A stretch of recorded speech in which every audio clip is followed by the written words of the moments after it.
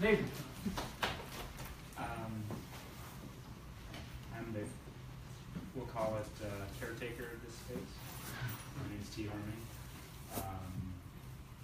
Thanks for coming here and sharing the good energy. I don't know that you need any everybody knows something. This wonderful man. Thank you. This is the events, and I'm very happy to have him here. And all of you. So, thank you. Stop it down.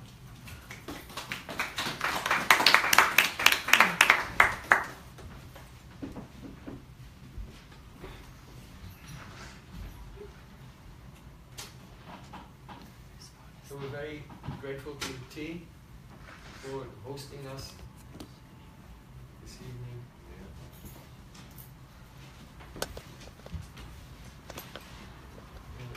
We want to speak on the subject of coping with the adversities of life. Because that's the nature of this world. You will have so many adversities to cope with. How do we do that on the path of Bhakti Yoga? This is our subject this evening. So before we begin the discussion, we'd like to invite everyone to just let go of all anxiety, all worldly thoughts, even all identification with your own body and mind, and with the very essence of your Atma, your soul, your pure consciousness. Just jump into the cool, refreshing ocean of the Mahamantra. Sarvatma snapanam param vijayate Sri Krishna Sankirtanam.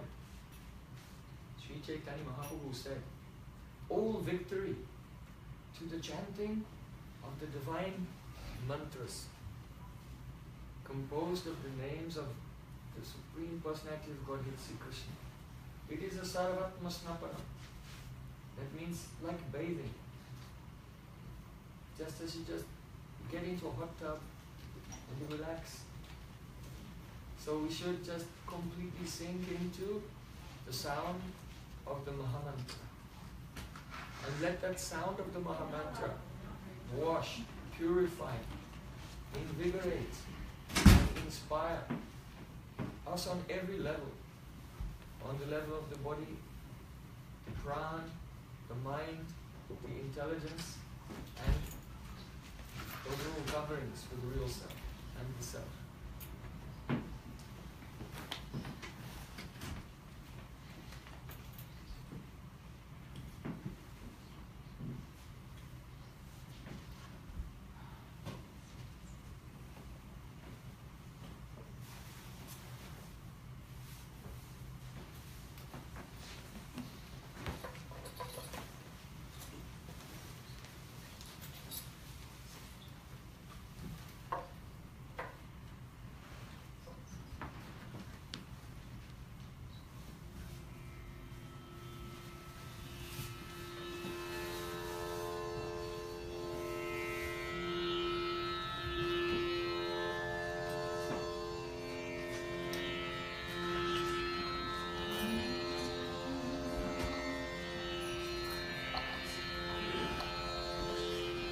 Namo Mahavadanyaya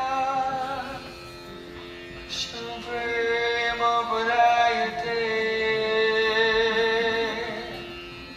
Krishnaya Krishna Chaitanya Namne Gauratushi Namaha Krishna Varnam Tvisha Krishnam Sangopangasta Parsadam Yagyai Sankirtanam Tvayai Yajanti Sumedasaha Ainandatanu Jati patitam mam vishame bhavamudo kripaya tava pada pankaya shtita duli sadrisham vichintaya.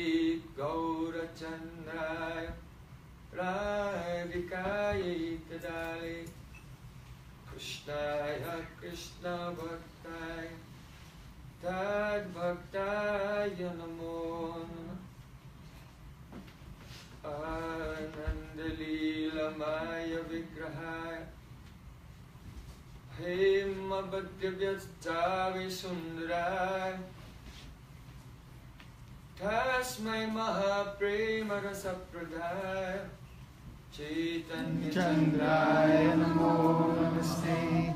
Chaitanya Chandraya Namo Namaste. Chaitanya Chandraya Namo Namaste. Sham Sundar Shikandashi Snahas Murali Manora Radhikaras Kumama Kripanidhe Supriya Chana King Kurim Kuru Tavaivasmi Tavaivasmi Najivami Taya Vina Tirikyaya Devi Tam Nama Chanakikam.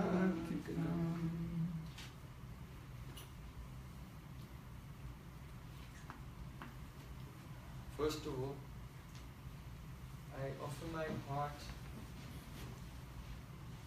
like flower petals, thousands and thousands of times, as an offering at the feet of my Holy Master, my spiritual Guru. Nityalila Pravishta Om Vishnupada Stotara Satashisimad Rupanugacharya Varya Sila Bhakti Vedanta Narayan Goswami.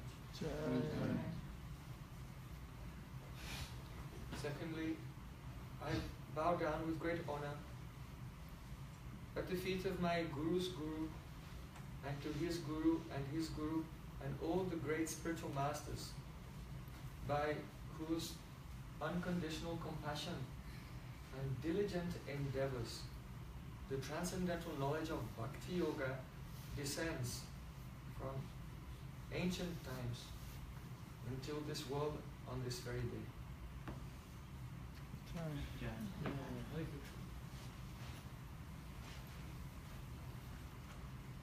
What I propose to share with you this evening is not my creation. my creativity.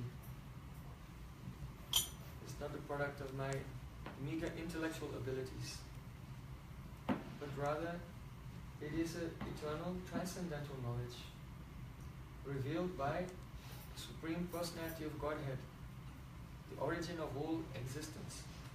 See, Krishna. Krish means existence. Not a part of existence, or 50% of existence, not even 99% of existence. Krish means all existence. So that includes all of us too. We are not and cannot and can never be separated from God. Only we can have the mistaken perception or misconception that we are separated from God. But God is all existence. And I'm not speaking about pantheism, that the entire universe is identical with the Supreme Being, but rather panentheism. Panentheism means that yes, the entire universe is identical with the Supreme Being, and the Supreme Being is also more than that.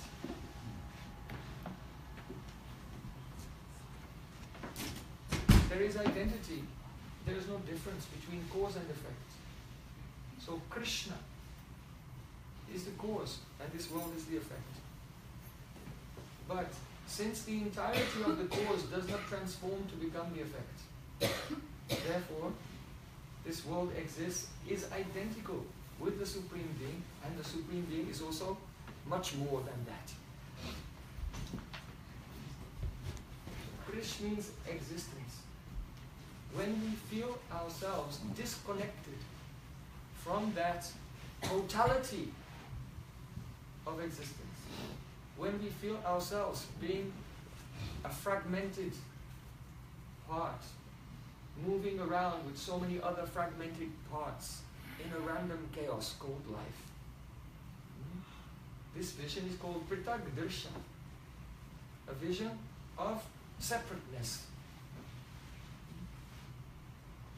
So spiritual life is about removing the Pritag-dirsha, the vision of separateness, so that our consciousness can become connected with our source. And by being connected to our source and the cause of all existence, automatically we become connected with everyone and everything. So this is the meaning of Krish. And Krish also means Karshati. He draws towards himself. That Supreme Being draws all of us towards himself by beauty. We are all attracted to beauty. If there's a crowd of 100 people and one person in that crowd is exceptionally beautiful, you won't see the others. Your eyes will just go directly to that one person. Without thinking, it's spontaneous. So Krish means beauty. Compelling attractiveness. And na means ananda, joy, devotion. We're attracted by beauty, but sometimes beautiful things, they promise joy but give the opposite result. Just like the moth sees the flame, thinks, oh, how sparkly and wonderful. But when he flies to the flame, then he's destroyed. So we have to discriminate between the temporary, superficial, worldly, material beauty which calls us into the flames, and then we become ruined, and eternal, everlasting, divine, ever-increasing spiritual beauty. So the word Krishna indicates the cause of all existence, who is the entirety of existence and more, who is most beautiful. And when you are attracted to that beauty, you realize Ananda, unlimited joy. That is Krishna.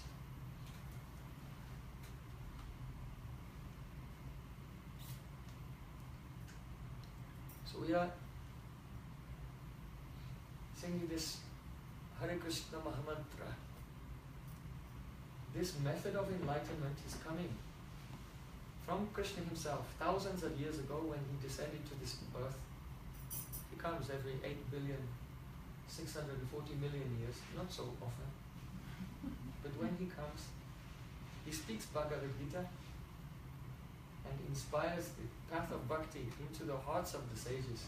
And then they teach it to their disciples, and in this way, through thousands of years, I was fortunate in this life to meet a great teacher in that unbroken gem.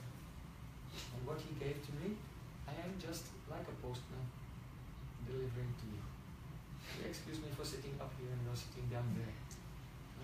It is not because I am particularly important, but because the message is so important. The message is so important and so essential. So we give the honor to the message. So first I have given pranam to my teacher and to his teacher and all the great saints who have passed down this knowledge. And finally, I want to bow down to all of you, my very dear brothers and sisters.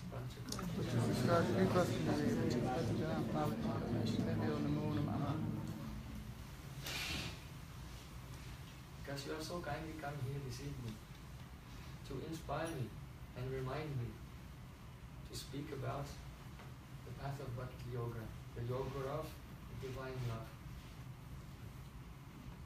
So, where to begin? Our topic for this evening is how to cope with the difficulties and adversities in life. So raise your hand if you have no difficulties in your life. Aha. So that explains why you're all here this evening. The problems of this material existence are like waves in the ocean. If you stand on the shore of the ocean, a wave comes. Then you think, oh, that's probably the last one. It's not going to happen again, is it? So that's basically the mentality of people in general. If I can just get over this wave, everything will be okay. However, the waves of problems in this material world are coming endlessly.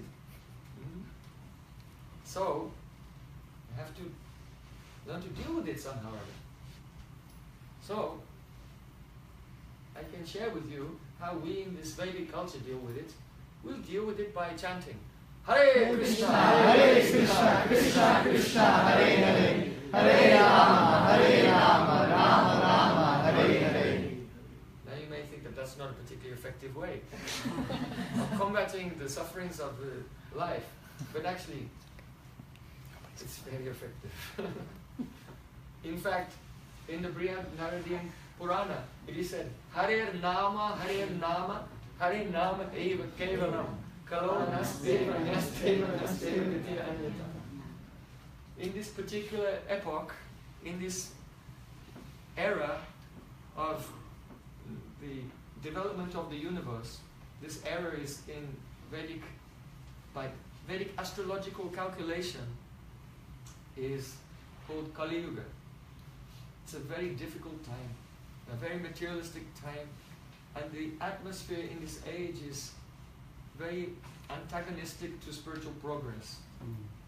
So it began 5,000 years ago, and this difficult time, it will be over soon. It will be completed after 427,000 years.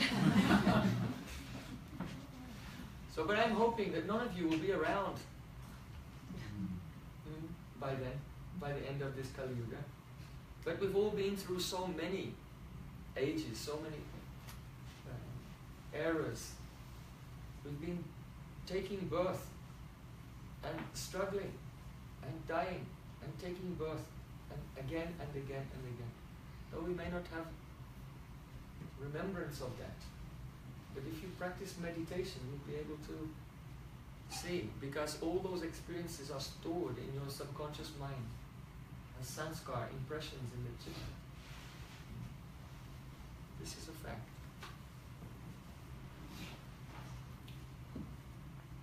So in the Brihan Naradiya Purana, it is said that in this difficult age, there are many different types of spiritual practice, but they are not powerful, they are not effective enough to counteract the difficulties that we face. In previous ages where the atmosphere was more pure, the silent meditation was effective. And also in those days, people lived for a very long time. But in this current age, it's not effective enough. So the Puranas say, Hare Nam, Hare Nam, Hare Nam Eva Kevalam. Only the chanting, the loud singing, the actual articulation of the divine syllables, of the names of the Supreme Being, that will be more than sufficient to destroy all the reactions of your past karmas, to eradicate the darkness within the core of the heart and reveal the nature of your soul, and also ultimately to give a vision, a darshan of the Supreme Being, Sri Krishna, and awaken ecstatic love. So it's not just good enough to get out as mukti, moksha, liberation, nirvana, only to transcend the problems. But what we're really looking for is love, and the joy that love brings.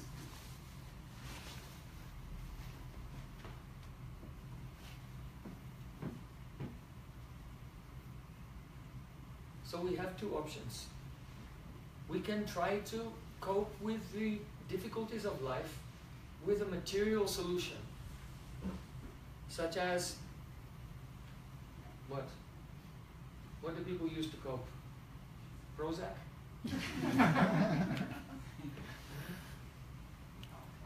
Ganja? Budweiser? The pressure is on. In this age, the pressure is on.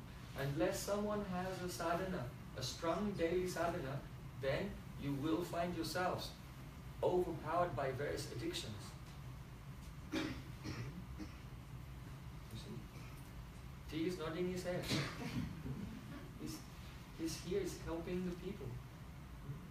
Have a sadhana, yoga sadhana, to rise to the higher vibration of sattva gun. If you don't have a daily sadhana, you'll be crushed by the wheels of time. Very difficult. So the material solutions, literally solutions, actually, they don't solve the problems. They make them get worse. They exacerbate the problems. So that's not the right direction. We want a genuine remedy, a real solution. And that comes in the form of Bhakti Yoga. And Bhakti Yoga, it can be practiced very easily. There are many different types of practice, but specifically, the main practice is to absorb the consciousness in the mantra. Now, many people, they hear this, say, okay, maybe it's okay, maybe not. Faith is not so strong. Why? Because we don't have a divine experience. Our thinking is conditioned. And so we're incapable of properly evaluating the value of this mantra, Hare Krishna. Just like once in India, there was a wealthy man, and he purchased a huge house, like a palace. And it was old, it needed renovating. So he brought in some workers, and the workers were digging and reconstructing the walls. And one worker, when he was digging, he found some shiny stone. Oh, that's pretty. Maybe my boss his son will like to play with this. So he went to his boss and said, while I was digging in your house, I found this. Perhaps you can give it to your son to play with. So that wealthy man said, oh, thank you. And yeah, here, have 100 rupees. He gave him 100 rupees. That laborer was very satisfied. He was very happy. So then that wealthy man, he took that shiny stone and he went to a local jeweler. He was in Hyderabad. And he went to the jeweler. The jeweler looked at it. He examined it. He said, you know, this is worth $500,000.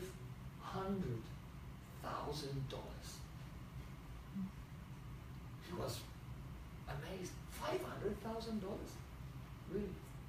The jeweler said, yes. If you like, I'll buy it from you. Cash. So then that wealthy man said, no, I think I'll keep it. He kept it. Then he traveled to South India. He went to Bangalore. And he went to a specialist there, a jeweler. He said, can you evaluate this for me? So then, the jeweler, he was examining it. This is very special. This is worth $1 million. I'll buy it from cash, if you like. He said, no, I think I'll keep it. Then he went to Bombay. Now it's Bombay, it was Bombay then. So he went to Bombay and took it to a specialist there. The specialist looked. This is worth $5 million.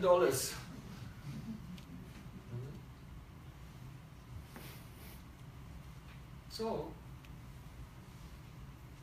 each person made a different evaluation. The laborer, he was quite pleased with his 100 rupees. But then a specialist, he said so much. Actually, he knew it was worth much more. But he was lying. He told a low price so he could buy it for himself and make a profit. The next one also. Finally, he got the actual value of the substance. So, because people in general, they are not specialists in the spiritual science. Their consciousness is absorbed in this bag of meat, and they're unaware even of the presence of their own soul. So because they're not specialists, they're incapable of evaluating when someone comes to give them something valuable. And sometimes a person may be saying, oh, chant Hare Krishna. This is very good. But they themselves, they don't realize the value of it. They have not realized the value of this mantra. And so then they will give it very cheaply. That's right. So, the Vedas say, Nama Chintamani Krishnas Chaitanya Rasa Vigraha Puna Shuddho Nitya Mukto Bhinatham Nama Namina. The Hare Krishna Mahamantra, the name of Krishna, is Chintamani. A Chintamani is not just a diamond or a sapphire. A Chintamani is a mystical jewel that can fulfill any desire you want. It is unlimitedly powerful to give anything you want, anything in the universe, and anything beyond the universe. This jewel of the Hare Krishna mantra can give to you. So if you have some material desires that you cannot give up, anyway, chant Hare Krishna, Hare Krishna, Krishna Krishna, Hare Hare, Hare Rama, Rama Rama, Hare Hare. This jewel will fulfill them. Actually, if you have a desire, it cannot be fulfilled unless that is in your karma, that it will be fulfilled. Unless it's in your astrological chart that it will come to you, it will not come. But when you come in contact with the divine name of the Supreme Lord, this is outside of the jurisdiction of karma. When you begin to chant in the Krishna Kirtan, now you are disengaging from your destiny into a free realm. And even whatever worldly desires there are, Krishna will manage it and fulfill it quickly. And in such a way that you'll think, I really didn't need that. And just let go and move on. Give up all attachments. And we develop then a higher taste. So, this is the thing, that we don't understand the value of this name, this mantra. If we could appreciate really the value of this mantra, then there's no doubt about it. You would prioritize your meditation over everything else. Instead of sleeping for 8 hours, eating for 3 hours, watching TV for 4 hours, playing Xbox for 5 hours, and chanting for 10 minutes. Or you would chant for 20 hours and sleep for 3 hours. And then 1 hour quickly to take a shower and have a snack. Like that. Yeah? If we could really understand, if we could really properly evaluate the power of this divine mantra, then our life would completely change. And this is why it is very important. See, one saint, Jagannatha Pandit, he said, Sadhu Sangha Krishnam Ai Matra Chai Sangsara Janit Arkon Vastu Nai. I only want to chant this holy name of Krishna and be in the company of sadhus, Sadhu Sangha, the association of saints. Because in the matter of traversing the ocean of illusion, the ocean of material existence, these are the only effective remedies. These are my real friends. And the reason is because only when we come into Sadhu Sangha, the association of saints, then they give an impression into our hearts about the value of the meditation. And each time we associate, then we realize that it's a little bit more valuable than we thought it was. And slowly, our priorities and our commitment to daily meditation, daily devotions, chanting the Maha Mantra, this grows and grows and grows until our practice reaches a critical mass, which is necessary to make a breakthrough. We want to make a breakthrough. Not only sitting next to arms, like this, and falling asleep and looking at the clock. No. We want to make a breakthrough where our consciousness pierces the coverings of material existence. Where we hear the sound of the divine river Jamuna flowing and Krishna playing his flute and all his associates dancing in ras. We want to make a break. But for that, our daily sadhana will have to come to that critical mass. That is very deep absorption every day. Step by step it will come. So, our main problem is that we have a misidentification. And this is why we experience problems, why we experience suffering. Because our abhiman, our identity, is firmly rooted in this physical body. So, I have a friend. He's a British guy, but he lives in Australia. And he was telling me something, his history, how he came to the path of Bhakti. When he was a young man, he's quite old now. When he was young, he worked in the merchant navy. So he was traveling around the world on ships, and his particular occupation was he was a communications officer. So you can tell how old he was, because back then the communication was done by Morse code. Dot, dot, dash, dash. So even now he's old, he can still speak in fluent Morse code. One day he came up to me and said, dot, dot, dash, dash, dash, dot, dot, dot, dot, dot. I looked at him, he said, that means, hello brain. In Morse code.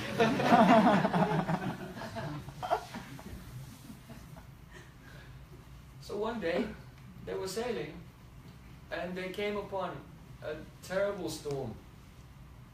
And the ship was being thrown from side to side, and they were really in distress. So that time, he had to send out a message to let some rescue services know where they are and their location, and perhaps they might need to be rescued. So he was on the ship, and the ship was rocking from side to side, and he was trying to do like this. But somehow or other, the mechanism, it was broken, and there was a problem with electricity, that he had his hand on one part and he was touching another part, and the current of electricity went through him and gave him a really powerful electric shock. So, and it was so powerful that his hands fused to the mechanism. Immediately he was unconscious, but he was still standing there like this and fused to the mechanism. Luckily the captain was just nearby, and he was very quick thinking, and he was also a good rugby player. So he tackled him, you know, he ran and knocked him to the ground, and it separated him from the mechanism. So then he hit the ground, he was still unconscious. However, he became conscious, but not in his body. He was floating near the ceiling, and he was looking down. And he could see his body lying on the ground, and he could see the captain desperately trying to resuscitate him. So the captain was pumping his heart and trying to get his breathing going for a few minutes. And then suddenly he felt himself back in his body, and he opened his eyes.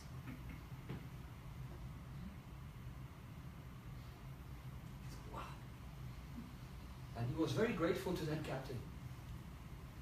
And later he told the captain, he described exactly what the captain was doing when he was apparently unconscious, but he was seeing it from another angle of vision, another vantage point. Now, after that, many years went by. And one day, he met some practitioners of Bhakti Yoga, some devotees of Krishna. So they were speaking to him and telling him about the Bhagavad Gita and explaining that the first thing you have to know in spiritual life is that you are not this physical body. And he went, wow! And his mind raced back to that day when he was actually disconnected from his body. And then he realized, it's a fact, it's true. But how did he realize it? He heard it by hearing from a person who had some realization. Because the power of ahankar, the power of ego, the power of avidya, ignorance, maya, illusion, is so powerful that even though he was disconnected from his body, he experienced that he was not the body, but as soon as he was back in the body, it didn't even register, maybe I'm not my body. No doubt came in his mind. He was completely convinced that he was still his body, even though, so that makes no sense. It's not logical. But that's the power of avidya, the power of ignorance, the power of illusion, that even if we logically analyze all the details, just like any scientist, chemist, neurologist, psychologist, they all try to analyze the mind and the brain, but no one has a theory of consciousness. No one. No one. The psychologists give so many models for how the mind works or might work. And then they think, oh, they attribute this to the brain functions. But there's absolutely no evidence whatsoever, or to speak of evidence, there's no mechanism, there's no theory, there's not even a hypothesis how your brain, which is predominantly water, becomes aware of itself. Like, they just assume that's the way it must be. So don't think just because people are rational on a certain level of dealing with whatever, the economy, or mathematics, or science, that they're actually rational on a deeper level. No. Very, very irrational on that deeper level. Coming close, when we start to get closer and closer to the heart, everything gets all primal and just instincts are flowing. There's no sense to it, even in the most educated persons. So that was his experience. Even though he was separated, he experienced, I'm not the body, but it did not register with him. And this is why it's very important to have sadhu sangha, the association of saints who have realization. When we hear their powerful vibration of their words, then our spiritual intelligence becomes invigorated, and the vivek, discrimination comes. Vivek, discrimination. Why? Because the sound that comes from the lips of an enlightened being is not material. In this world, there are so many elements. The grossest element is earth, these solid substances. And then you have water, the liquid substances. And then fire, kind of gaseous but with form. And then air, gaseous but without perceivable form. And then space, which accommodates the movements of all the other elements. So this earth, water, fire, air and space, they're the 5 gross elements. And space, it's called a mahabhuta, a gross element in Sanskrit. But for us, when we think, space is the most subtle thing that we can think of, and we think it's nothing. In ancient cosmologies, they would call it ether. Right? It was actually an element. So in the Vedic culture, it's also, space is also an element. In relativity also, space is a substance, it can bend. Right? But then the next element is the element of mind. The element of mind is finer than space. That's how you can have so many thoughts, but your head never becomes full. There's always room for another thought in that head, right? So the mind is finer than space. And the buddhi, the intelligence, is finer than mind. And ego is even finer than that. So because the ego is finer than both the mind and the intelligence, the mind and intelligence cannot understand the ego. Can't figure it out. What is this ego? I don't know. Who's this I who doesn't know? I can't go there. Just don't have the facilities to go there. Finer than the ego is a chitta. Chitta is the finest substance of the subtle body. And finer than that is Atma, the self. So all these coverings are material, but the Atma is spiritual, transcendental, and part of God. And the real home of the Atma is not in the material atmosphere, but in the spiritual atmosphere. So there in the spiritual world, there are the spiritual elements. See Krishna's beautiful form, his qualities, his associates, his eternal leela, the pastimes. But the finest thing in the spiritual world is the sound of Krishna's name. Krishna. Spiritual sound. It's the finest element of the spiritual world, and it includes everything else. There's nothing missing. So when an enlightened spiritual master gives us mantra, he's not giving us this material sound. which is a gross element. It's a subtle cause of space, actually.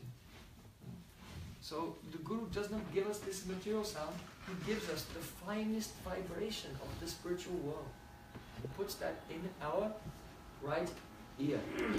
Hare Krishna, Hare Krishna, Krishna Krishna, Hare Hare, Hare Rama, Rama Rama, Hare Hare. And it's alive. Krishna himself and the entire spiritual world goes into your heart. Now, the trick is, you have to reproduce that. It will come out again. And that's what the daily sadhana is, the daily practice. Is that we try to repeat the syllables of the mantra in a mood of service, so that the divine, living, complete, transcendental mantra which Guru has put in our hearts will gradually do spurti, manifest of his own sweet will by causeless mercy and reveal to us, destroy the ignorance of the material world and reveal to us the spiritual dimension. This is the meaning of mantra meditation and why it is the way. And really, in this age, it is the only method powerful enough to counteract the currents of material energy which are flowing in this atmosphere and bring us to spiritual perfection.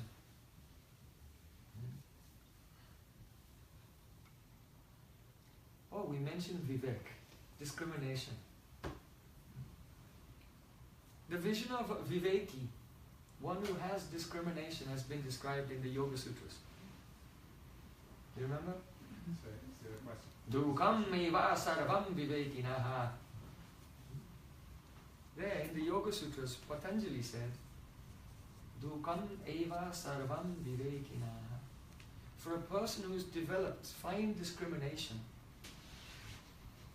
everything in this plane is dukh, suffering. It's all suffering. So you can take your own pulse and see whether or not you are really a yogi. If you are really a yogi, then you look and you see all is suffering. Why? Because suffering is suffering. And the material enjoyment makes you become attached. And those things to which you become attached are taken away by time. And then you suffer more. And so there are two modes of life in this world: suffering and preparation for a larger suffering. That's what people happiness.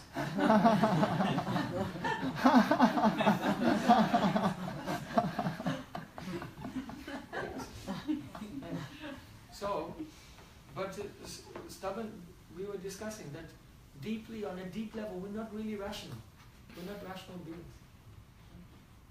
Because sattva, which gives the clarity, is not so prominent. So Patanjali said those who are really situated in a high level of sattva, have discrimination, they can see what's happening now, and they also see the outcome of what's happening now. Because the chain of cause and effect is inescapable by worldly activities. So in the commentary on this sutra, the disciple of Patanjali, his name is Vyas, in his Vyas Bhasya, in his commentary, he gave a very interesting history. He said once there was a great yogi named Jaigishavya. So Jaigishavya had developed a very high level of concentration. So he could do samyam.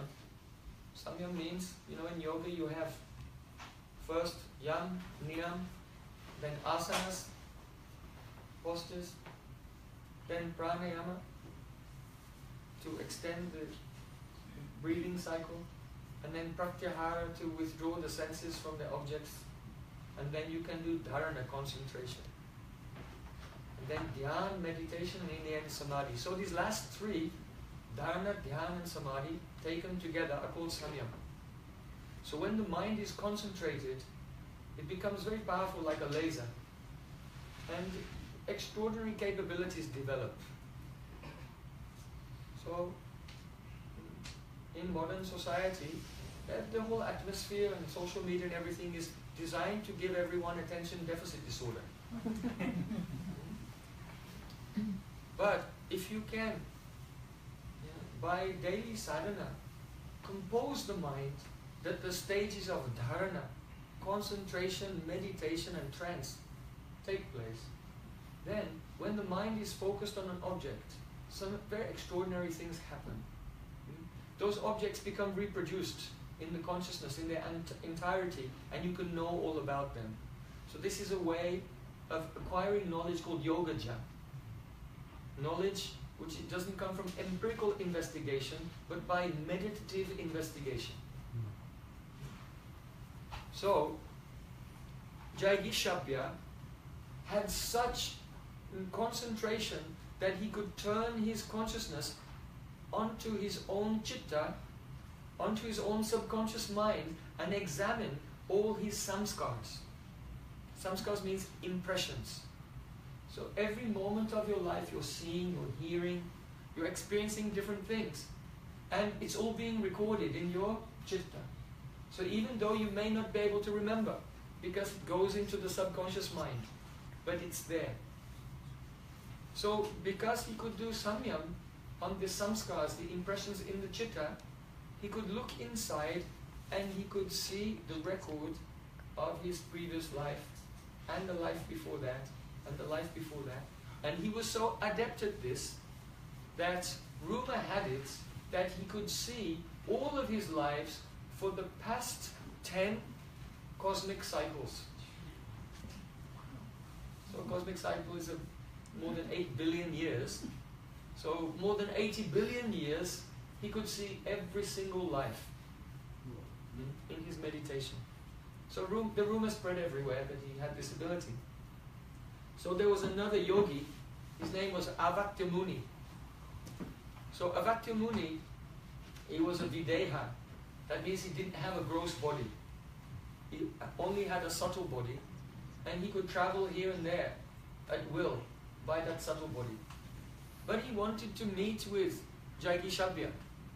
So for that, he appeared in this plane, he manifested a gross body, and he approached Jaigishabhya and bowed down to him. He said, "Oh Sadhu, oh Mahatmaji, great soul, I have heard your astonishing achievements in meditation, and I want to pose a question to you. You can remember all of your lives for much more than 80 billion years. So please tell me, in your experience, did you experience more happiness or more distress?" Without hesitation, he said, it was all distress. It's all suffering. He didn't stop to blink. He didn't have to think about it, wake up. He didn't even give a percentage. Like 80% suffering, 20%. Dukam meva sarvam vivekinaha. It was all suffering. So then, Avatya Muni, he was astonished. He said, but throughout all of those millions of lifetimes, you were able to maintain yourself in a very high level of sattva-gun. You avoided tamas, the lower destructive energy, which is completely suffering. Even you avoided rajas, the mode of passion, where there's kind of some enjoyment, sense gratification, fame, recognition, worldly power. Even these things you avoided. And you kept yourself in sattva-gun for all of these millions of lifetimes. You have been a celestial being on the higher planets. Om Bhur Bhuvaha.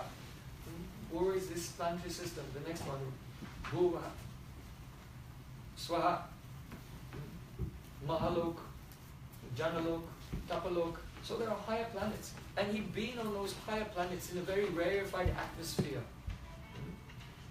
So he said, all that time, you were sometimes in the form of a human being, sometimes in the form of a celestial being.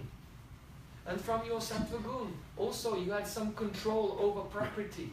That means you had siddhis, mystic powers. You know, yogis don't have to go shopping. They can just practice it, you just reach out and take anything.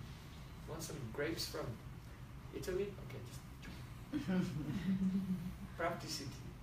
So many mystic powers he had then. So Bhakti Rishi said, being even among the devatas, the celestial beings, and having these mystic powers, did you not derive any happiness from that? He said, no, it was all suffering. Why? Because even though the peace, the contentment, and the mystical abilities which arise from sattva gun are happiness in comparison to the suffering of just running around here and there trying to taste things and have sex with them. Which comes from the mode of passion and ignorance. So relative to that, it's happiness. But relative to being liberated completely, it's all suffering, because even sattva gun is part of prakriti, the mature energy. Whereas the soul is not part of prakriti. Vinna prakriti astadha apariyayam itastamyam prakritim vidime param. See, Krishna said there are the 8 elements of prakriti, but superior to that is the Atma, the soul, is beyond that. So in any way the soul is in contact with the material energy. Even though it may be relatively happy compared to another situation, it's really suffering. So in Gita, Sri Krishna said, Sukha sangena badnati, jnana sangena chanaga. Just as tamagun binds you to addictions, laziness and madness, just as rajagun binds you to endless worldly desires, so similarly sattva gun binds you to an artificial sense of contentment and a relative feeling of being wise compared to the people who are not so wise. But it's also, it's like one person is in iron shackles, one person is in silver shackles, and one person is in gold shackles, but they're all bound in the shackles. So, therefore, it's necessary to have a daily spiritual sadhana so that our body identification, material ignorance all become dissolved. In fact, Bhakti Yoga dissolves, digests the Shukshma Sharira. You have a gross physical body, and within that there is a psychological, it's also material, but subtle psychological body called Shukshma Sharira, composed of mind, intelligence, ego and chitta. So Bhakti Yoga digests the subtle body, because the soul only identifies with the gross physical body due to the covering of the subtle astral body, the psychological body. So once the astral body, the psychological body is dissolved, even though the physical body is still here, you are jivan mukta. That means liberated while still alive in this world. So in Srimad Bhagavatam, there, it is said, Jarayati asu ya kosham nirginam analo yataha. It means that just as when you eat food, then your stomach digests the food, but without your conscious volition. After eating, you don't sit there and think, okay, here comes some carbohydrates, release the enzymes. You don't do it consciously. It all goes on by itself. So in the same way, when you engage in Bhakti Yoga, chanting the names of Krishna, worshipping the deity of Krishna, hearing the pastimes of Krishna, serving the devotees of Krishna, serving under their guidance, then automatically your astral body, psychological body is digested. And you'll see the influence of the worldly identification just wane and disappear. Then you are Jivan Mukta. Everyone will see you are sitting here, meditating. But you will see, oh, Kaloka Vrindavan, the spiritual world, and experience that, even in this life. So, now the problem is, we try to do the right thing in life. Let's say you say, it's January the 1st, New Year's resolution. And you make a list of your New Year's resolutions. From today, I will chant so many malas, and I will only eat prasad, honor prasad which has been offered to Krishna. I will not take any whatever forbidden substances, rajasic substances like garlic and onions. So whatever, so you can make so many vows, but then what happens? By January the 4th, it's all over. Everyone's been there, right? Everyone's been there. Right? Well, why is that? Have you ever wondered why? Well, it just so happens that Arjuna has asked the same question in the Bhagavad Gita. In chapter 3 of the Bhagavad Gita, Arjuna said, Athakena prayukto yam papam charati purushaha anichan apivashneya baladiva niyojitaha. Arjuna said, oh Krishna, I was wondering, please tell me, what is it that engages us by force in perhaps unvirtuous activities, or not perfect standard of activities, or sinful activities? What is it that pushes us to do that, even against our will, even against our New Year's resolutions? Anicca, anicca means desire. Anicca, I don't want to do it. But I end up doing something that I don't want to do, and not doing what I said I wanted to do. Baladiva means as if by force. Can you tell me what is that? So, this question is very deep. If you analyze it, it's a very deep question. The components of the question are as follows.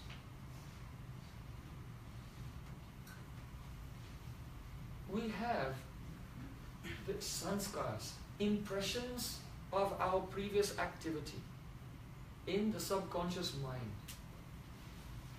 Now, desires, essentially, when we desire to do something, that's not really the manifestation of our free will and independence. There's an illusion of independence. There's an illusion of expression of free will. What's really happening when you wake up in the morning and think, I want to go to the bar. Or I want to go to the cinema. Or whatever it is. I want to go to McDonald's. Whatever. So, you didn't just create that thought. It was an impression that was already there in the subconscious mind of a past activity. From the subconscious mind, it appeared in your conscious mind. But because whatever's going on in there, we think, oh, that's me. So when that echo of a past activity came into the conscious mind, we just go with the flow. We go along with it. Now, Arjuna's question is this, because he already knows this stuff. He already knew that whatever we're doing, we're actually more or less choosing what we like and what we dislike. Is just the echoes of past activities. He knew that. So the essence of his question is this, that Paramatma, the super soul, one form of God himself, is also present in the heart. And Paramatma empowers invigorates the mind and the pran. Without the presence of God in the heart, no one can do anything. But the Paramatma, the form of God present in everyone's heart, will never inspire you to do wrong things, foolish. He wouldn't do that. So if he's not doing it, then perhaps it's the sanskars. But the problem is this, that the sanskars are inert, inanimate. They're not alive. They're just like pictures. Right? So essentially, a picture of a past experience is coming from the subconscious into the conscious mind. But that picture alone cannot force you to do anything.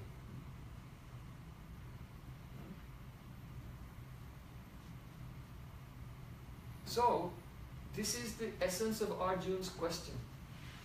God who is present in your heart will not make you do the unmeritorious things, unvirtuous things. And the sanskars which seem to be making you do it are actually inert, so they can't force you either. So what's going on here? So Krishna gives the answer.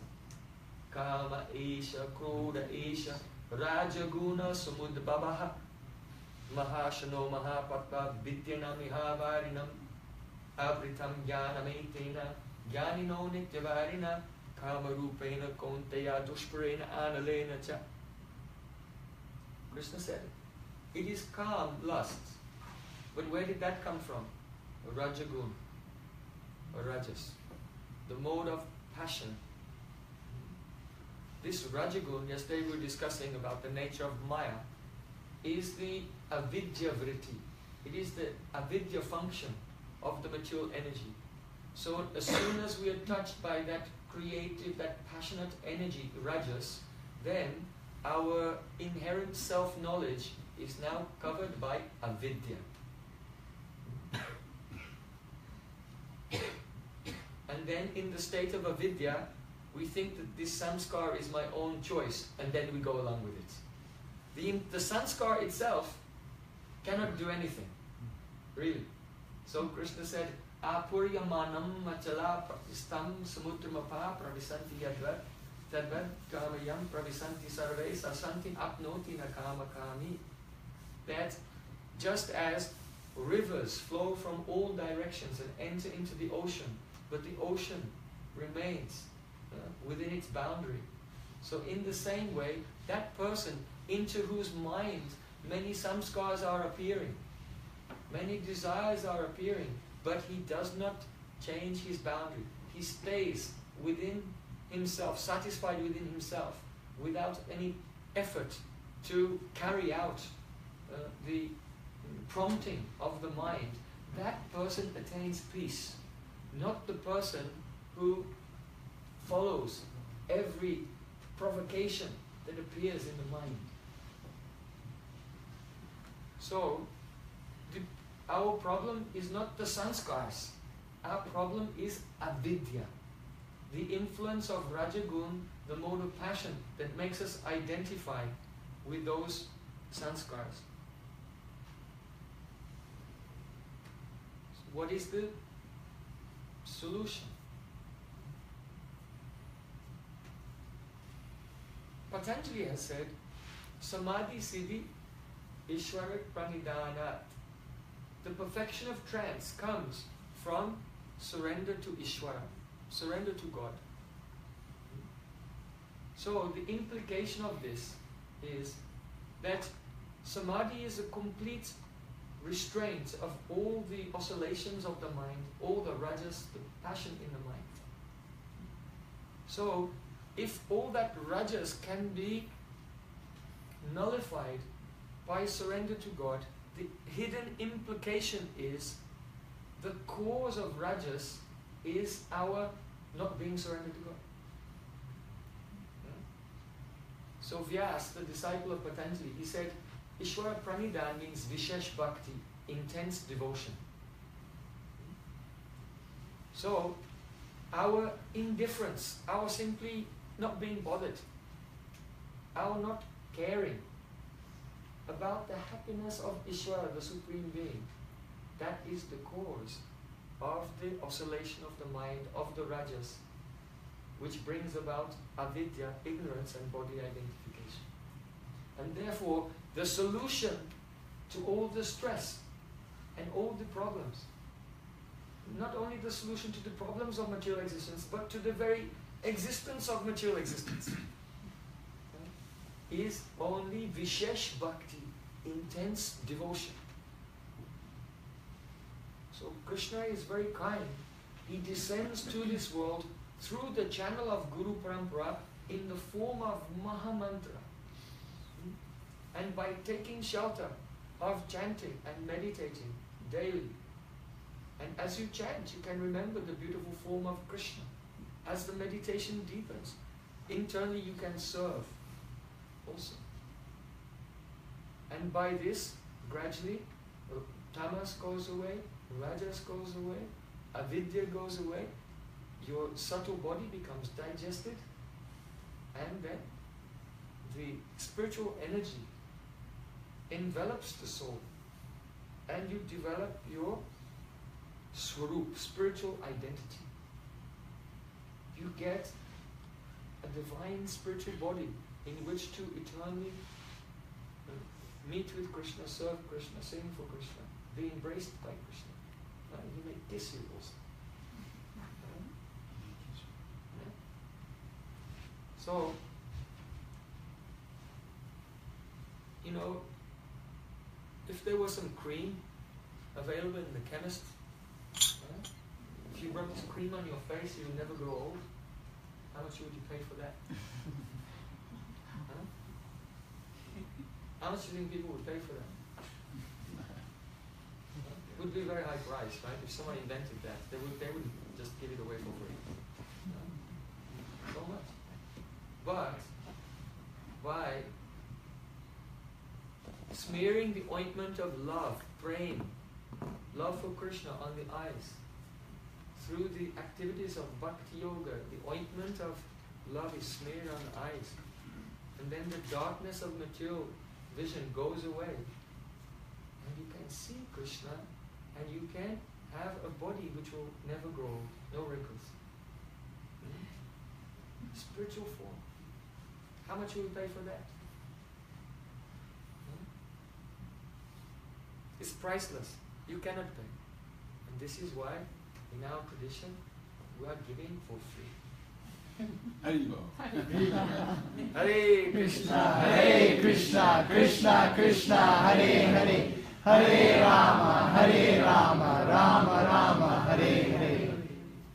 Only we have to learn to value it. Because in the chanting of the mantra, there are some obstacles. They're called aparad. 10 types of offense to the name. So when we don't have the appropriate honor and respect towards the divine mantra, then that mantra withholds its power. So in sadhu sangha, in good association, we learn gradually to understand the true value of this, and then we can experience the power of the mantra. So Krishna is very easy to please. In Bhagavad Gita, Sri Krishna said, Patram, Pushpam, Phalam, Toyam, Yo me bhakta prayachati, Tadaham bhaktuparitam, Ashnami prayatat manaha. If you want to do the yoga sadhana of Ashtanga Yoga to enter Samadhi, you'll have to be alone in a cave somewhere and just practice for decades and decades to attain that perfection. It's not easy, very difficult. If you want to try to develop realization by the performance of fire sacrifices, swaha, swaha, then you have to learn so many skills, how to pronounce the mantras properly and collect all the ingredients for sacrifice. It's extremely detailed and expensive. It's very difficult. But Krishna said, if you just give me patram, means a leaf, offer a leaf, especially a tulsi. Krishna likes tulsi leaves. That's why you have tulsi. If you offer me a leaf, patram, pushpa, a flower, Krishna. Oh Krishna, Ayaswa. if you offer me a flower, if you offer me a little fruit, or even water, these things are available to everyone. Krishna said, I will accept ashnami prayatatma if you give it with bhakti, if you give it with devotion, with dedication. Krishna said, I accept it. So it's not that Krishna's like short on leaves or anything. But he doesn't have any water. Why he's not asking for himself, but he's begging for that exchange. It's an exchange of love. It's an opportunity to express love only. It's the love, the flavor of our love that Krishna is interested in, because he has everything. But until you give your heart, he doesn't have your love. So Krishna says, Ashnami prayatatmanaha. Actually, Ashnami in Sanskrit literally means I eat. I eat. So yes, you can ingest the water, you can ingest the fruit, even the tough leaves you can, but the flowers? What is that? That means that if someone has love and they offer a flower to Krishna, Krishna becomes so intoxicated with their love, he may inadvertently eat the flower as well. Not so tasty. So, but Krishna, though he is Ishvara, the controller of everything, but he comes under the control of the love of his devotee. This is, you can see. Have you ever seen a copy of the Bhagavad Gita? Always on the front, it's the tradition that there's a chariot. And Arjuna, the warrior, is on the chariot with his bow and arrow, and Krishna's driving. So even before you open the Gita, the whole teaching is already there on the cover. They say don't judge a book by its cover, but in this case you can. Because on the very front cover, before getting into a whole, jnanic, philosophical, metaphysical discussion of all the different components of reality, just right there on the cover, you see that Krishna, the Supreme Lord, has taken the position of a chauffeur for his devotee. He's driving his devotee's chariot. Why? Because if someone has love for Krishna, then his heart melts. Just, how can I serve you? He wants to serve you. So bhakti goes both ways.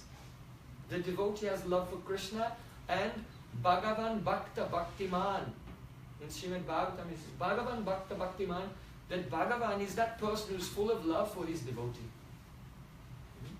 So anyone can attain perfection through serving and loving Krishna. There's no disqualification. It doesn't matter if you're young, how old you are, how young you are, how educated you are, how stupid you are, how wealthy you are, or whether you're completely poor and poverty-stricken and in thousands of dollars of credit card debt. Whatever you have or you don't have, none of this counts for Krishna. Nothing counts for. The only thing that counts for Krishna is your devotion, that you give your heart. I want to share with you one very beautiful history.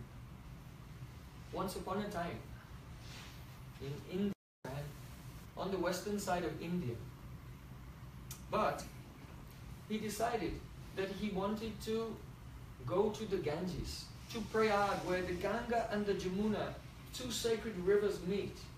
And just once in his life he should go there and worship the Ganges in this holy place. So, you know that the Ganges, all the rivers, they're considered to be like angels. They are the associates of God, and they come into this world in the form of rivers. And so, in India, the Ganges, Jamuna, Saraswati, they're worshipped as being a current of love for the Supreme Being. So by worshipping those angels, they will bless you and you will have devotion to Bhagavan, to Krishna, Lord Narayan or Krishna, whichever form of God that person what it wants to be dedicated to. So that wealthy merchant, he wanted once in his life to travel very far from the west over to the northeast, and in that sacred place, Prayag, to worship the Ganges. So before he set off, he thought, well, for myself and my associates, we should get some good new shoes. So he went to a cobbler. So one cobbler He was very old, very, very old, and considered a low caste and low profession because you have to skin the animals and prepare the leather and everything. So he went there to buy some products from this craftsman who works with leather and made shoes. So he told him, he said, you know, I'm so excited that I'm going to, it's for the first time in my life, because at least once I want to do this. I will travel very far away to Prayag, and there in that holy place, I want to worship the Ganges. So that old cobbler, he said, you are so fortunate. You are very fortunate. In my life, I never had the chance to go, and now I'm so old, I'll never get the chance. So, can you just do something for me? If I give you some flowers, some flower petals, can you just take them, and when you're there and you do your puja, please just offer my flowers also to the Mother Ganges. So then that wealthy merchant, he felt pity for him, thought, oh, this old man is so devoted, but he has no chance. It's a small thing I can do. So he kept that in a small bag, those flowers. So, after some time, that wealthy merchant, along with his retinue, with his associates, he set off on the parikrama, the pilgrimage. So he was traveling for many weeks, and finally he arrived there at Prayag. And I don't know if have you ever seen the worship of the Ganges in Haridwar or in Rishikesh or Prayag? You know how they do it? They have, you know, you're supposed to offer ghee wicks which are lit like a candle, but it's made from cotton soaked in ghee. So they have, generally people have 5 of them and they light them and they go like this and ring a bell. But if you go to Haridwar or Prayag, they have these huge ones with hundreds and hundreds of ghee wicks below the handle and above the handle. And it's so hot, they have to wrap it with a towel. And as they're making the offering, someone's there with a jug of water pouring it onto the hand to just keep it cool. So if you go to these places, this big puja is going on. So this man was very wealthy, and he expended a lot of money. He had so many priests there with big deeps, and someone was ringing the bell because they needed 2 hands to hold the deep. So some people were ringing bells, others were waving the deeps and singing, "Oh Ganga Mata, oh Mother Ganges, we bow down to you. You are devoted to Krishna, please bless us." And they were singing their arti songs. And he had, huge amount of flowers, 1/2 ton of flower petals, and they threw them in and just covered the surface of the water of the Ganges. And they did a very grand puja with so many musicians, so many singers. It was quite spectacular. And then in the end, when all the puja, the worship was over, then he bowed down. "Oh, Ganga Mata, my dear Mother Ganges, my pranams to you." And he bowed down. And now that desire, that ambition he had in his life, it was fulfilled, and he felt quite happy. But then he remembered, that cobbler, he gave me some petals. I promised. I have to keep my word. So then he took those petals out of the bag, and he was just leaving, he threw them in. He was on his way.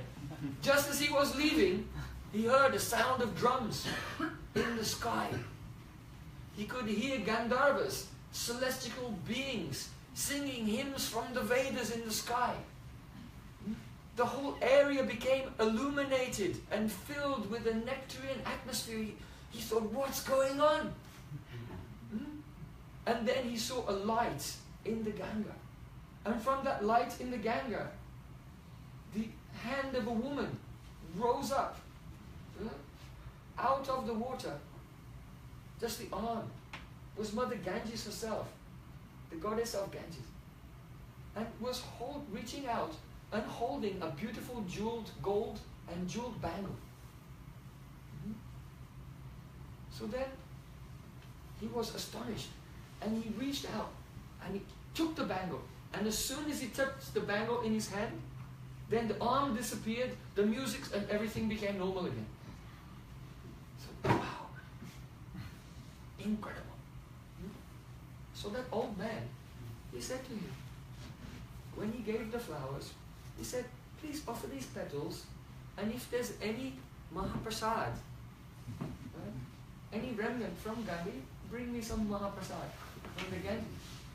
So then that wealthy businessman, he thought, well, this is really the Ganga Prasad. This is the remnant from this puja.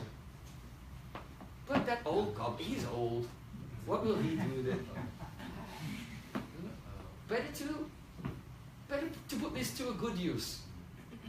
So then he traveled all the way back to Rajasthan. Long journey. And he arrived back and he thought, let me give this as a gift to the king. So he went to the palace of the king and said, Your Majesty, as your loyal and obedient subject, I want to present you with this bride, a gift.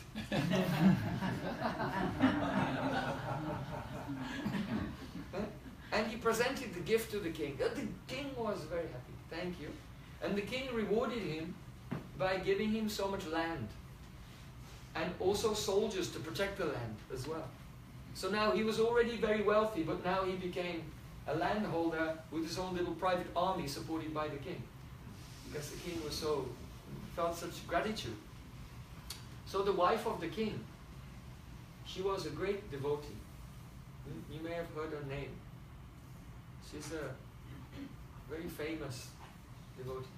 Amira. So she was a very great devotee of Krishna, Giridhari Krishna. And she used to worship the deity of Krishna every day, singing the name of Krishna, decorating him with flowers and with ornaments. So her husband thought, oh, well, to please my wife. And he gave this bangle to his wife. So then she's not going to wear it. Of course, whatever she receives which is valuable, she'll give to Krishna. So she took the bangle and she went into the temple room. Krishna was there. She took his flute and then put the bangle on his arm, put his flute back. And Krishna looked so charming, so beautiful, wearing this new bangle. So every day she was going into the temple room and she was singing kirtan and meditating. And then one day in her meditation, Krishna smiled and said, this bangle is so nice, but I want a matching one for my other hand.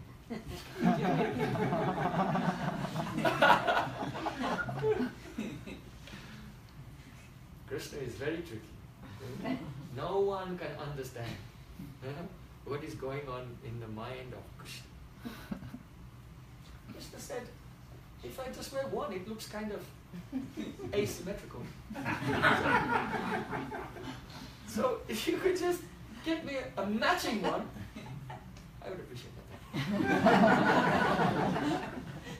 So then, she took that bangle and she went to her husband and she said, my dear Swami, can you get another one of these for my deity? The king said, yes, why not, of course. Give it to me, I'll get a craftsman to make a copy. So then the king called his top jeweler and said, can you make another one of these, please? So then the jeweler, he took the bangle and he examined the jewels. He examined the gold. You know, the purest gold. What is the purest gold? 24 karat. The jeweler said, Your Majesty, where did you get this? I have never seen anything like it. This is not even 24 karat, this is 48 karat gold. I think this gold is not even available in this world. I've never seen anything like it. And these jewels also. I'm afraid I could not create a copy of this. And even if you were to sell your whole kingdom over 7 times, I think you could not pay for this. Where did you get it from? The king said, well, there was that merchant, one merchant, he just gave it to me as a gift. The jeweler said, well, maybe he has the other one.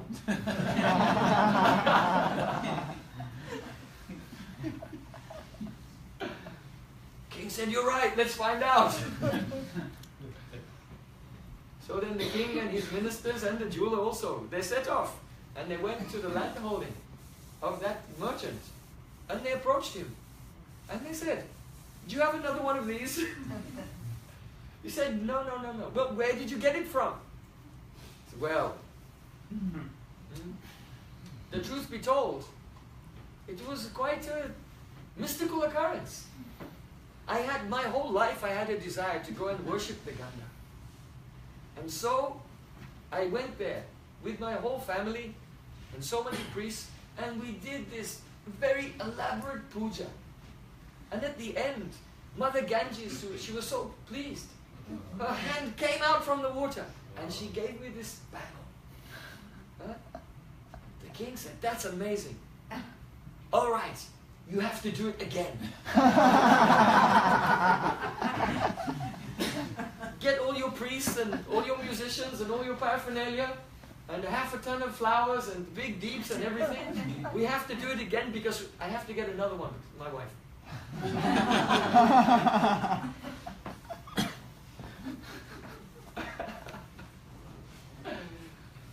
So then that merchant, he was in a real quandary. He was in a big position, because then he thought, "Well, wait a minute. You know, if I go all the way there with the king and his whole cavalry and everyone, and then I do a big puja and nothing happens, then what will happen? It will be a complete disaster for me. I may lose everything." So then he thought, "Oh, I'm going to have to tell him the truth." He said, "Well, after I did the puja, then I remembered I had this bag.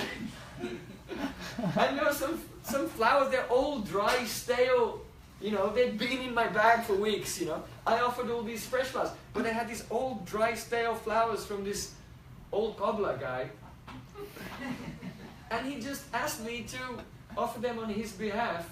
Actually, and I just like tossed them in. And I was on my way, and then it happened. So the king said, "Oh, really? Well, where does he live?" He said, "I can take you there." "All right." So then that wealthy merchant and his retinue, and the king and his retinue, and his jeweler and everyone, they all set out. And they came to the village of that poor old man. So by now, that poor old man, he was on his deathbed. He could hardly move. And they came to him. He couldn't believe what's going on. This wealthy man has come with all his priests and so many people. And the king has come.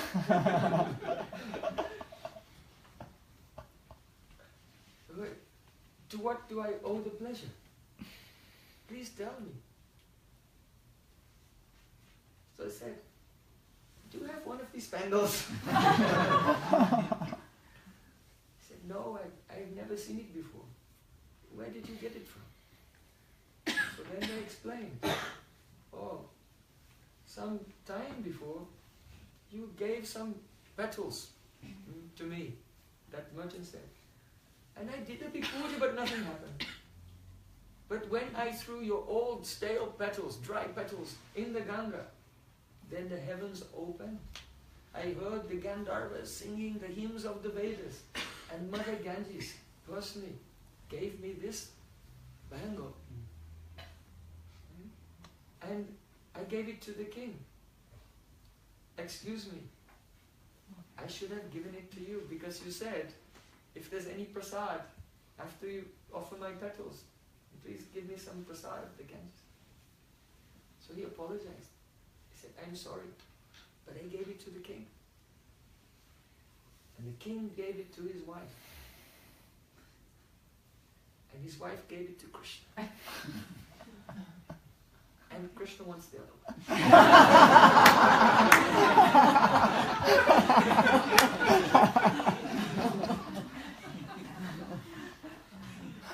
So then the old man, he was crying.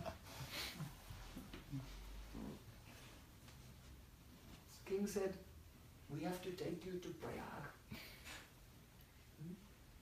And you can offer petals there." The old man said, "I will die. On this journey I will die. Just give me some petals. So they put some petals in the hands of the old cobbler. And in his workshop there, a filthy place, there was a vat of water where he was scraping and cleaning the leather. Dirty. And the old man, he came to that water. He said, Om Gangai Swaha. Threw the petals in the dirty water. Then they all heard the sound of Gandharvas playing drums.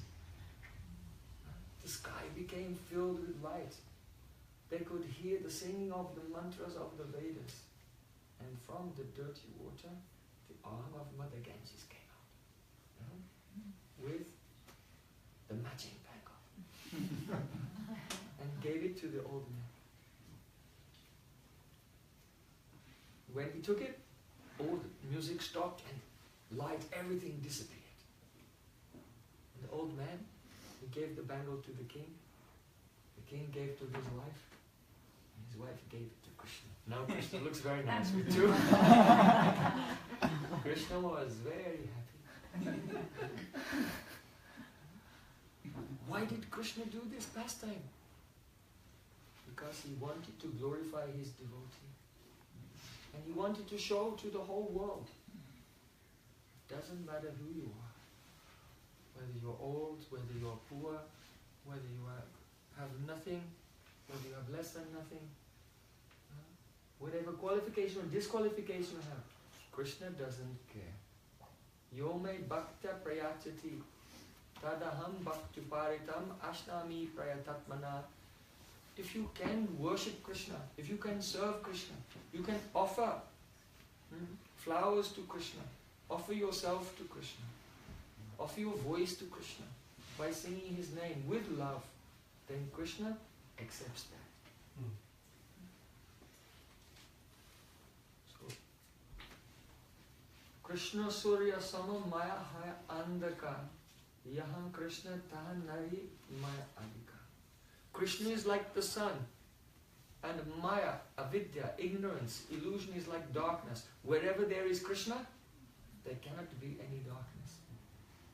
So simply by the very easy and accessible acts of devotion, of Bhakti Yoga to Sri Krishna, all perfection will come. No need to strive even for knowledge. The knowledge will come by itself. No need to grit your teeth and try to be detached and renounced from the world and suppress your desires, which will turn into phobias and you become.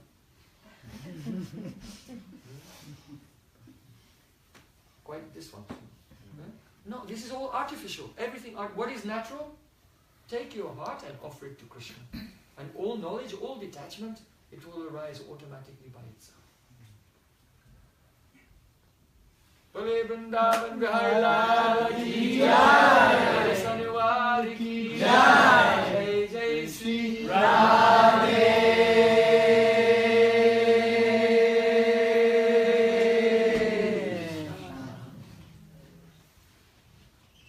So we're completing our discussion here for today. We have one more lecture tomorrow at Timwood Trail. At 1 o'clock. Timberwood Trail. Yes, 1 o'clock tomorrow. It's at 1 o'clock. Yes. 1 o'clock, Timberwood Trail tomorrow. If you want to find out the precise details, you can see Janava Thakurani. And then from here we're going to Alachua. We'll have a festival there for 5 days in Alachua as well, if you like to come. And then I'm going home. It's been a long tour throughout Russia and Europe and America. So finally I get to go back home to Vrindavan on the bank of Jamuna River, on the southern side of the lake of Radha, the goddess of love, Radha Kund. And during the month of October, November, we have parikrama, pilgrimage. It's the pilgrimage month, the month of Kartik. So we're also extending invitation to everyone. If you'd like to go on a sacred pilgrimage in India, in October, November, and another one we have in February as well. You're most welcome. You can leave your, if you keep your email address with Janavatakra. Oh, there's a paper here on the way out. Leave your email address there, we can send you all the details for this very wonderful, educational, spiritual holiday, adventure, and journey of transformation. Every autumn time, October, November, and in the springtime also in February. So thank you very much. We have one more thing we have to complete today. That is, I would like to request, could the person formerly known as Emily please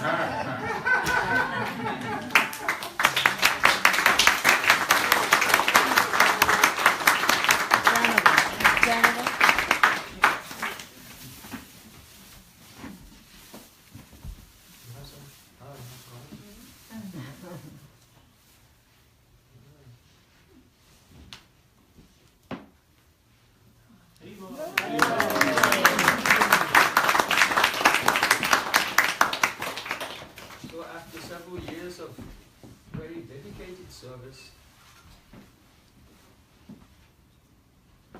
The person formerly known as Emily has proven her dedication and faith, and surrender and self-sacrifice. So today, on this day, which is a holy day, the Ekadasi day, she has received the Harinam initiation. So she will now receive her spirit. She doesn't know. So she's finding out at the same time as you. So now we are keeping her name. Vishaka Dasi. Vishaka Dasi.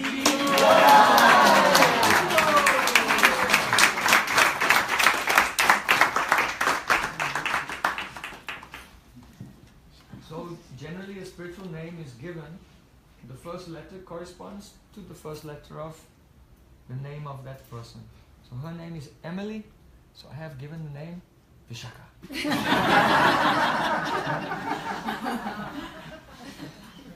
So you may wonder why.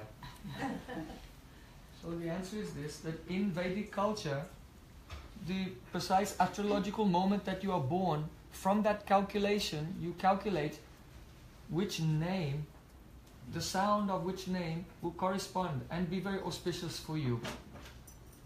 But that practice, that culture is not prevalent in the West. So your parents did not calculate according to astrological calculation what is the first syllable of your name. So they gave you the name Emily. But I calculated it, and the first syllable should be V. V-I. So that is why we've kept your name. Vishaka Dasi. Vishaka Dasi ki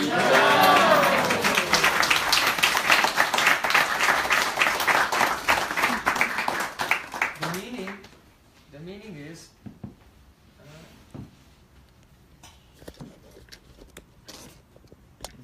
there are 27 nakshatras, different stellar constellations.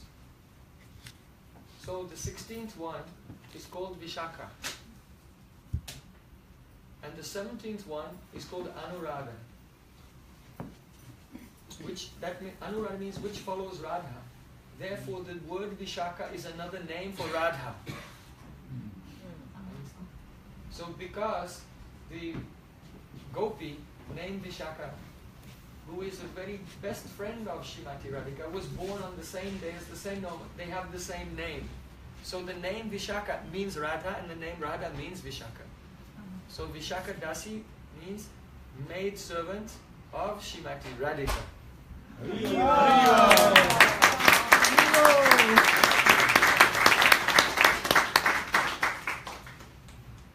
So my blessing to you. As you are serving, go on serving. Gradually try to increase your chanting and all devotional activities. So we'd like to thank T for hosting us today.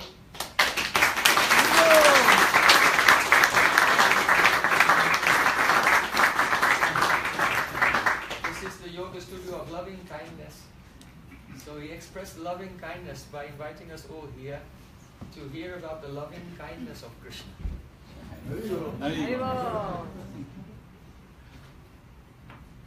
So we'll complete our spiritual experience today with the kirtan. But you've all been sitting for a long time. So I'd like, can you stand up? You can dance.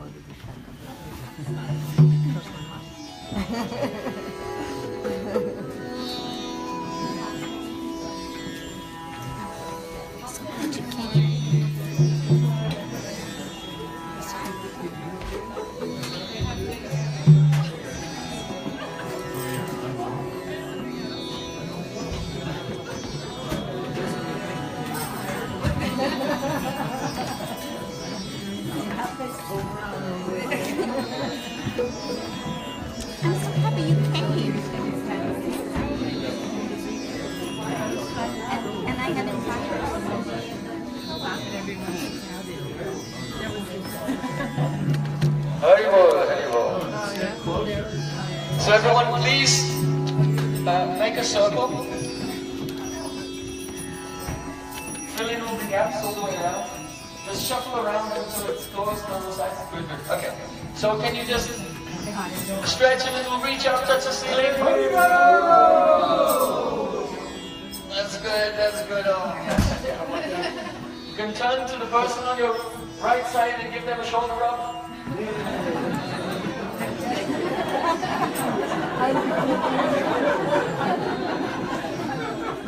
Alright, turn around and return the favor.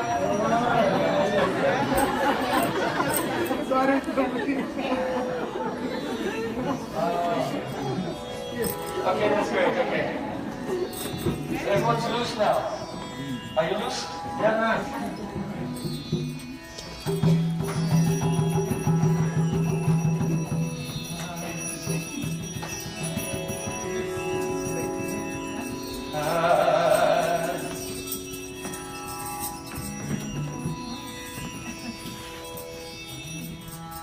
Hare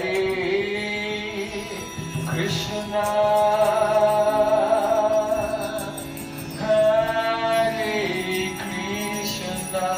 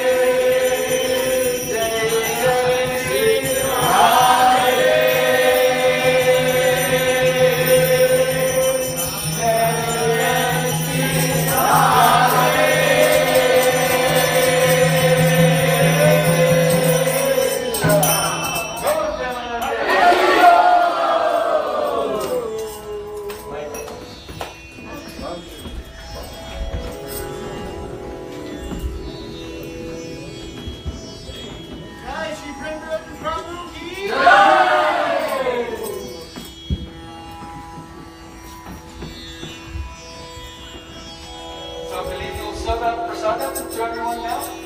And if you have any questions you want to discuss, feel free. Don't be afraid. Just one quick announcement. If you would like to watch this again, because maybe you didn't hear remember every single detail of the talk, please go to Experience Bhakti Yoga. Thank you for The making me name of a Facebook group where they did a live Facebook recording of this. Okay? If you like to hear kirtan at home, also there's a double CD. These are the last ones. Best. And if you'd like to leave a donation, there's a bowl on the table. Thank you all for coming. Thank